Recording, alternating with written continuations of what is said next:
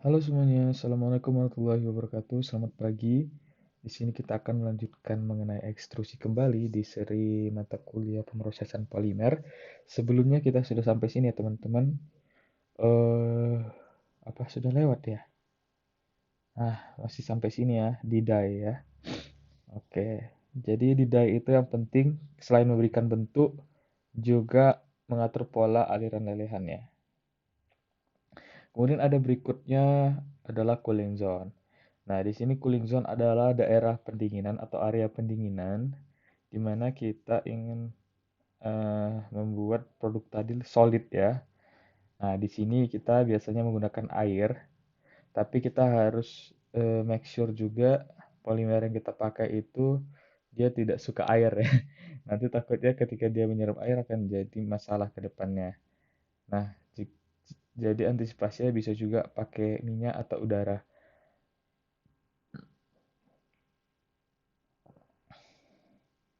Nah, itu juga ya tadinya. Cooling zone itu adalah untuk menurunkan temperatur extruded. Ya, habis itu untuk bentuk dari produk yang dihasilkan itu biar solid gitu. Kemudian kita mengenal namanya puller zone. Apa itu puller zone? Nah, di sini puller itu yang menarik extruded keluar dari die-nya, tetapi setelah melewati si cooling zone. Jadi ini extruded itu berfungsi pertama untuk mengatur tebal produk, kemudian untuk mengantisipasi die swell atau extruded swell. Karena pada dasarnya larutan polimer itu bersifat viskoelastis. Jadi karena dia viskos, dia dapat larut, elastis, dia mempertahankan bentuk gitu. Jadi setelah dia melewati suatu die yang kecil, nah dia akan em, balik lagi bentuknya, biarpun tidak seperti sebelumnya, tetapi dia pasti swelling gitu. Karena dia melewati die, makanya disebut die swell atau extruded swell. Ini perbedaannya di antara air. Kalau air lebih kecil dibandingkan nozzle-nya ketika dia keluar, sedangkan kalau larutan polimer dia lebih besar dibandingkan nozzle atau die-nya. Nah, jadi puller itu yang menarik ke arah extruded yang ingin berjalan. Maksudnya ke arah mana kita inginkan, kita tariklah arah sana, kita dapat mengatur tebal produk. Karena ketika kita menarik produk itu kan kita memberikan tegangan tarik ya pada extruded. Nah, di situ misalnya anggapan aja kita menarik di sumbu X, maka X dan Z-nya akan mengecil. Atau kalau dia memanjang, pasti diameternya mengecil gitu kan. Kira-kira seperti itu. Nah, di sini dia eh, disebut itu adalah sifat viskoelastis dari polimer atau disebut barus efek. Nah, tapi barus efek itu eh, oh, salah satu bentuknya adalah die swell atau dia diameter dari si apa namanya? Si die itu lebih kecil dibandingkan nanti hasil keluar extrudednya. Nah, itu ya. Jadi awalnya ini dia random kan dari apa didorong, kemudian dia di deforming, kemudian terorientasi karena melewati die tadi, kemudian dia swelling karena sifat viskoelastis itu. Karena bagian elastis dari rantai mendorong kembali untuk lebih besar dibandingkan die-nya. Nah, die swell itu salah satu barus efek itu salah satu bentuk die swell. Jika larutannya punya punya sifat viskos doang, maka D0 atau D die sama dengan D. Nah, ketika dia viskos elastis D0 pasti lebih kecil dibandingkan D itu ya. Karena dia merubah bentuknya menjadi mengembang lagi dia. Biasanya dilakukan simulasi terlebih dahulu sebelum dilakukan pemrosesan. Dan kita mengatur mesinnya melalui sensor. Nah, apa aja yang diatur, itu kita atur screw dan puller. Karena yang paling penting screw sih sebenarnya. Puller juga penting, tapi screw ini paling penting untuk ngeblend polimer dan aditifnya dia bagus, kemudian dia melelehkan juga, kemudian dia mengatur viskosnya juga. Jadi pemanasan dan gesekan adiabatik itu harus diperhitungkan. Nah, kita juga lakukan simulasi lebih dahulu sebelum kita melakukan secara mass production-nya. Nah, dan ini biasanya automation ya, jadi dibantu alat mesin. Biasanya die swell itu tidak diinginkan karena kita tentunya sudah mengatur bentuk die itu sendiri. Namun jadi dia tidak sesuai gitu, sehingga kita harus dealing lagi pada material tersebut gitu. Kita misalnya die-nya ukuran berapa inch, yang dihasilkan dia lebih gede. Nah, cara antisipasinya bagaimana? Nah, nanti kayaknya aku udah jawab nanti. Kemudian baru efek salah satunya dari swell. Nah, ini sebutan untuk sifat viscous elastis polimer. Die, kalau bisa kita bentuknya bertahap-tahap gitu, jangan tiba-tiba dia bersudut 90 derajat kemudian mengecil. Nah, kalau dia bertahap, kemudian dari besar menuju pelan-pelan ke kecil hingga ke die swell-nya. Apa? Sehingga kedainya kemudian melewati die-nya. Nah, ini memungkinkan die swell itu kecil apanya efeknya gitu. Sedangkan gampangnya kita sebagai engineer ya tinggal atur pullernya aja. Tapi memang die swell ini harus diatur juga, jangan sampai terjadi ini ya turbulence, nanti akan jadi melt fracture atau nanti dia keluar dari die itu acak-acakan bentuknya. Nah itu ya, jadi kita die swell itu selain harus mengerti apa namanya dia nanti bagaimana setelah keluar die, cara antisipasinya ya tadi kita gunakan penarik puller itu. Nah ini juga nggak kalah penting, ada namanya wind up or cut off. Wind up or cut off ini adalah kita kan ingat ya kalau proses ekstrusi dia itu kan prosesnya kontinu ya, jadi terus menerus. Nah, ketika kita ingin produknya itu dalam dimensi tinggi atau panjang tertentu, nah kita pakailah cut off ini. Secara otomatis dia, kalau dia di dalam lembaran dia menggulung, kalau dia di apa dalam bentuk yang apa namanya itu, hmm, misalnya dia pipa atau bentuk lainnya, nah itu bisa dipotong itu sesuai ukuran, sesuai panjang yang kita inginkan. Kemudian di sini kita akan membahas faktor-faktor yang mempengaruhi kualitas produk ekstrusi. Kalau dari material sendiri, itu ada 3 yang perlu diperhatikan. Yang pertama dari jenis polimer. Kita mengetahui jenis polimer itu ada 2 yang dipakai di ekstrusi ini, ada thermoplast dan thermoset. Kalau thermoplast ini hampir semuanya sama sih sejenisnya. Nah, jadi kita pakai pellet. Nah, bedanya di sini screw-nya aja dan temperatur masing-masing itu berbeda antara misalnya polyethylene dengan poli dengan nilon. Nah, itu berbeda ya. Bentuk screw-nya juga berbeda. Begitu juga dengan termoset. Contohnya rubber. Rubber ini sebenarnya, iya kita masuk golongan termoset. Poliuretan, polyester, phenolic. Nah, di sini kita perlu pastikan tidak ada panas pada barel dan skrunya agar tidak terjadi curing karena panasnya di dekat die-nya. Oh gini, kita harus atur sedemikian rupa agar pada saat dia di barel dan skrunya tadi dia ngeblend tadi itu tidak ada panas. Dan panasnya itu se- sebelum sebelum saat melewati die-nya. Jadi eh, sebentar lagi mau melewati die baru dipanaskan di situ biar dia setelah lewati die curing gitu. Nah, ingat ya. Dan feedstock dari thermoset itu kan kita tahunya cairan, tapi sebenarnya ada ya dalam bentuk padatan, contohnya fenolik dan rubber. Ingat ya. Jadi kalau termoplas kita perlu atur pemanasan, bentuk screw-nya biar dia meleleh sempurna, ngeblend bagus. Kalau termoset kita harus atur tidak ada panas sehingga dia tidak curing gitu ya. Ada panas ya tapi dia di ujung dekat die. Nah, di termoset itu. Kemudian dua sifat. Sifatnya itu yang penting di sini ada 3 ya, high melt strength, high viscosity, dan distribusi berat molekul atau PDI-nya lebar. Gini, high melt strength, fungsinya apa nih? Jadi ketika polimer itu kan memiliki viskositas tertentu ketika dia melewati die. Ketika dia viskosnya sangat rendah, dia ketika melewati die maka gaya gravitasi akan mempengaruhi bentuk dari produk extruded tadi. Jadi dia ke bawah gitu. Nggak bisa dia mempertahankan bentuknya. Nah, jadi kita harus punya kekuatan tertentu agar tidak jatuh oleh gravitasi gitu ya. Kemudian high viscosity. High viscosity itu juga tidak terlalu diinginkan karena kan ketika dia terlalu tinggi, pertama ngeblend antara aditifnya itu susah. dan melewati die-nya juga susah terbentuk gitu. Nah, mereka berdua ini dipengaruhi oleh tiga. Pertama, ada berat molekul. Ketika dia berat molekulnya besar gitu ya kan, atau gede-gede rantai molekulnya, maka high melt strength-nya tinggi dan high viscosity juga tinggi.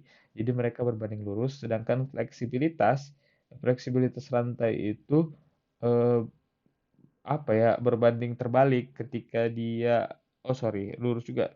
Tapi diharapkan fleksibilitas ini ada sih. Kenapa demikian nanti akan kita bahas.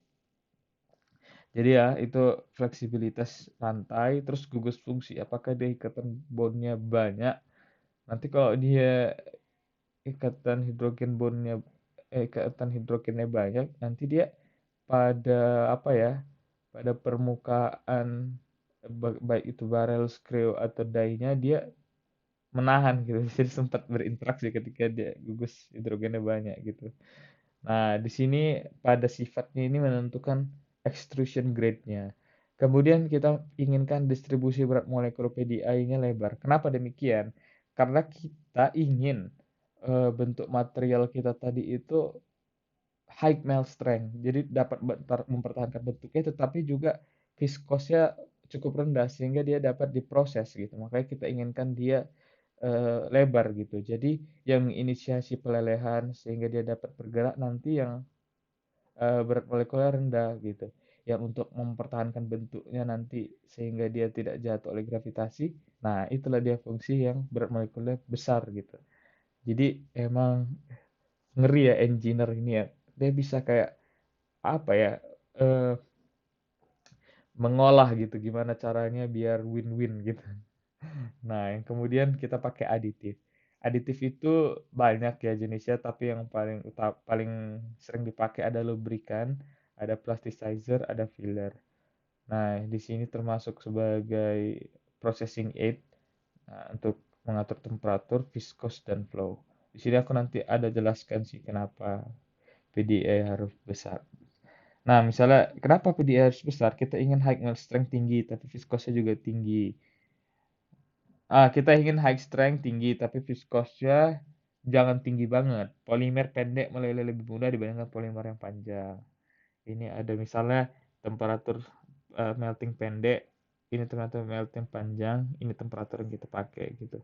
Kenapa nggak full bang? Nah, ini kan kita nanti memanfaatkan gaya gesekan ya, gaya gesekan adiabatik. Dia batik. Jadi kita nggak pakai full ya temperaturnya.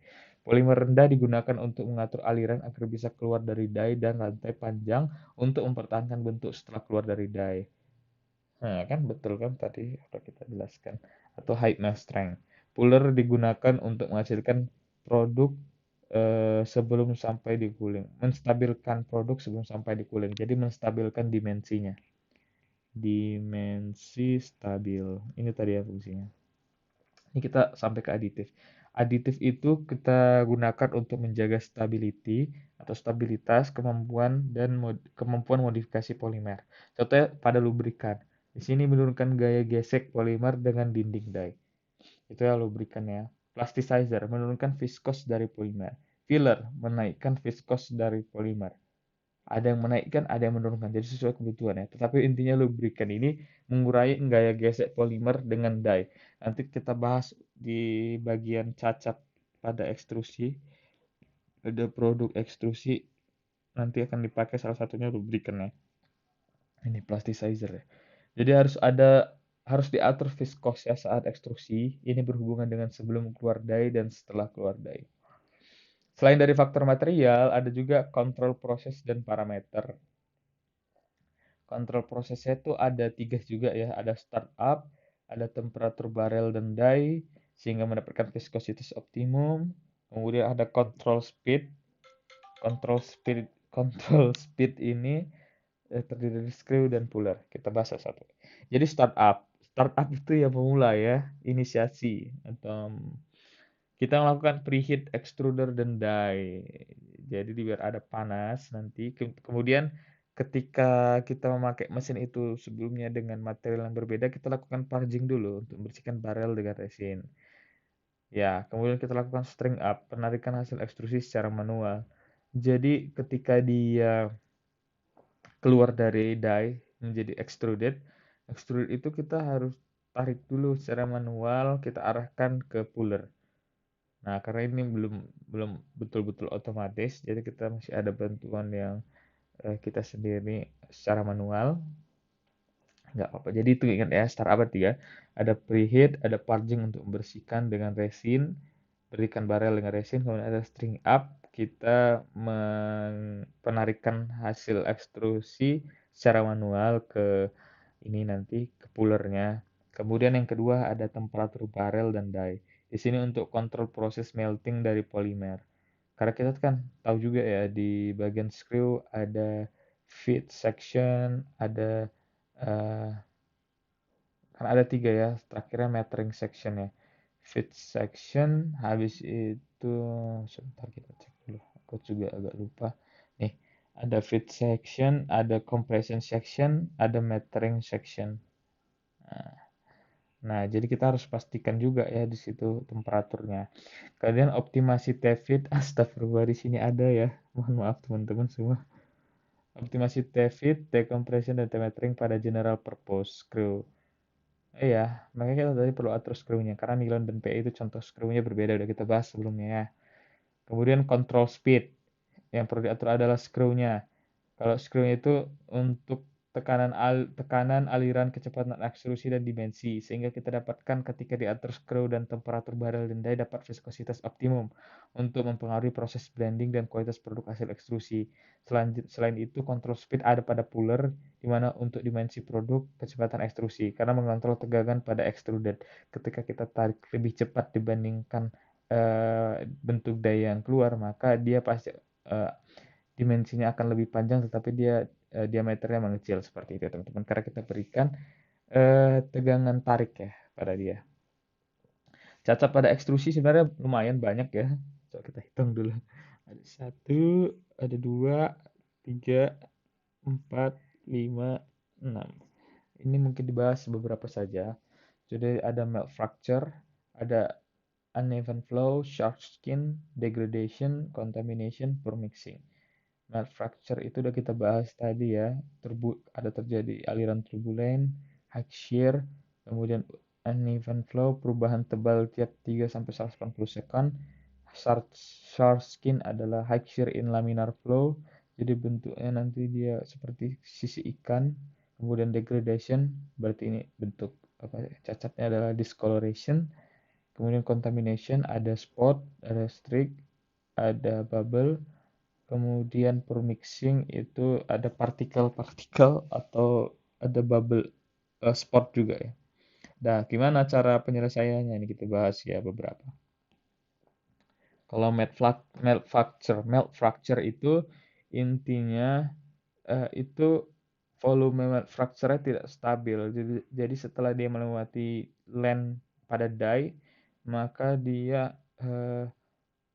polimer hasil ekstrusi tadi terjadi kan tadi kita tahu juga ada sifat viskos elastis lah, kemudian di sini juga ada turbulen. Nah ini kan ketika dia menabrak dinding die ini kan dia balik arah, kemudian sini ya, baru melewati.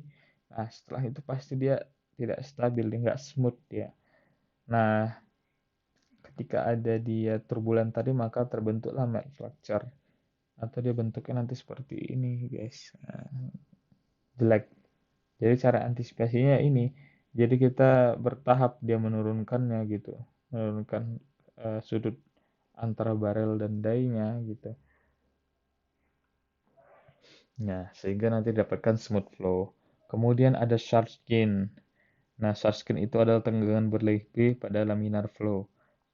Nah, ini kenapa bisa terjadi? Jadi eh, kan sifat dari si polimer ini kan ada adhesifnya ya, karena ikatan hidrogen itu pada permukaan polimer tadi itu berinteraksi gitu kan. Nah, jadi dia berinteraksi sama si dye tadi, jadi dia ketarik gitu ya. Nah, ini ada penjelasannya nanti ya. Troubleshooting melakukan kecepatan dan tekanan extruded, jadi dia lebih pelan gitu ya. Ukuran dye diperbesar, menambahkan aditif. Aditifnya apa? Ini kita tambahkan lubrikan, mengurangi gaya gesek dia. Ini dia ya, jadi sharp screen. Ini dia, jadi di sebelah sininya itu dia menempel gitu. Jadi kan karena dia di ujung kan, nah makanya di tengah-tengah dia lebih cepat keluarnya. Nah disitulah nanti dia menyebabkan bentuknya seperti sisi ikan tadi, karena ada nggak merata dia gitu, apanya pergerakannya gitu. Nah itu terjadi karena polimer terlalu kental, saat didorong terstop di dekat die sehingga terjadi gaya gesek die plus polimer. Nah, ini maka terjadi deformasi pada permukaan-permukaan polimer atau stretching, tapi akan kembali ke bentuk semula tapi tidak sempurna sehingga seperti sisi ikan tadi ya. Jadi ini berinteraksi, kemudian terjadi stretching, balik lagi bentuknya, tapi ada yang nggak sempurna bentuknya gitu. Nah, ini pakai lubrikan eh, dan dye diperbesar itu ya cara cara memperbaikinya. Kemudian kita ada modifikasi pada ekstrusi. Apa aja tuh modifikasi? Jadi kita kan kadang pada ekstrusi ini ingin ini ya, membuat lembaran tipis untuk misalnya untuk kresek atau untuk plastik buah-buahan itu nggak ya, kayak misalnya di supermarket kan kita ngambil sendiri kan pakai plastik atau plastik fotokopi gitu kan yang kertas itu. Nah itu juga jadi intinya itu sama aja sampai dia keluar dari die, dari extrudernya. Nah, tapi yang beda itu harusnya kan dia ditarik sama puller, kemudian didinginkan kan. Didinginkan kemudian ditarik oleh puller kan. Nah, sama habis itu dipotong-potong kan. Nah, kalau misalnya dia pada lembaran, dia ketika keluar keluar keluar die-nya kita hembuskan udara bertekanan tinggi, kemudian dia akan mengembang bentuknya seperti apa ya, seperti balon. Kemudian ini diletakkan atau mesin ini berada pada ruangan yang sangat tinggi sehingga eh, tadi hasil extruded tadi itu mengembang tinggi banget. Kemudian karena dia tinggi tadi terjadi pendinginan ya, udaranya mendingin. Kemudian setelah udaranya mendingin kita roll nih di sini dia. Kita roll, kemudian di roll lagi menjadi yang lebih gede gitu. Perlu diingat ada dua ini ya, rasio. Pertama blow up rasio itu dia pengembusannya, kemudian drawdown rasio. Kalau blow up rasio kita gini, inside of diameter tubular nih berarti cross line ini, kemudian inside diameter of die annulus atau die rasionya. Nah, di sini atau di sini deh. Nah, jadi frost line per die ratio. Kalau drawdown ratio itu dia kecepatan gulung sama kecepatan polimer keluar dari die. Nah, perlu diingat ketika blow up sama drawdown ratio itu tinggi, nah, maka semakin tipis ya.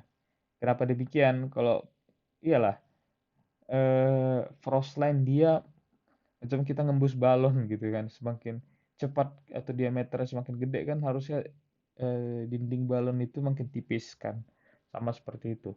Kalau drawdown ratio kita menarik cepat-cepat padahal keluarnya agak lambat ya, tekanan tarik yang kita berikan akan membuat pattern tadi makin tipis gitu. Alatnya tinggi 2 lantai jadi satu biasanya. Nanti aku masuk mohon maaf. Nanti aku masukkan juga video film blowing. Nah, jadi setelah di roll itu, dia nggak menjadi satu bagian lagi, ternyata dia jadi dua lapisan kayak plastik buah-buahan atau plastik fotokopi gitu ya. Gitu guys, nanti akan masukkan juga ya video-videonya. Kemudian ada lagi modifikasi pada ekstrusi yaitu fiber spinning. Ini biasanya untuk apa ya? Lebih ke tekstil ya. Biasanya kita pakai kemarin udah sempat juga dibahas di semester 5 ini sedikit disinggung. Kita pakai ester ya kemarin. Nah, kurang lebih nggak tahu. Jadi intinya sama, setelah keluar dari extruded, tapi kita kasih spinet. Spinet itu apa? Kayak sebuah eh, apa ya? Lanjutan dari die ya. Jadi dia bentuknya ada lubang-lubang kecil di mana nanti akan dilewati oleh polimer yang meleleh, kemudian akan ditarik oleh si apanya spinnya atau yang pullernya, Tapi dia selagi dia turun tadi kita alirkan udara dingin sehingga dia udah cooling ya. Nah, ini tapi awalnya harus dibuang karena dimensinya besar-besar karena belum stabil. Nah, setelahnya baru kita lakukan penggulungan ya. Jika spinet dan puller stabil, ukurannya sama dan dimensinya baik. Kemudian ini mungkin sering dilihat juga ya yang memakai kabel. Nah, kabel ini sebenarnya itu proses ekstrusi juga. Dia bedanya sebenarnya sama aja, tapi di dalam polimernya itu di dalam produk ekstrusi tadi kita tambahkan ini ya tembaga gitu buat jadi kabel gitu. Nah, aku cepat-cepat aja itu namanya wire coating. Kalau yang tadi fiber spinning sama film blowing. Kemudian ada juga extrusion coating. Extrusion coating itu biasanya kita pakai eh, produk hasil ekstrusi itu sebagai coating gitu. Kenapa ya? Kenapa pas selesai banget diekstrusi langsung di coating gitu? Nah, karena biasanya ketika produk polimer itu belum sepenuhnya solid, maka dia sifat adhesifnya bagus sehingga itu yang kita inginkan tadi kan produknya itu berikatan gitu baik sama material yang perlu di coating tadi ya. Nah, seperti itu. Makanya kita pakai produk benar-benar pas selesai dia diekstrusi. Jadi bukan produk sebelumnya belum diekstrusi terus di post eh, dilakukan proses berikutnya. Sebenarnya ada pertanyaan-pertanyaan, tapi nanti aja deh kita bahas di sesi ini ya diskusi. Ini mungkin sekian dulu. Wabillahi taufiq wal hidayah. Assalamualaikum warahmatullahi wabarakatuh.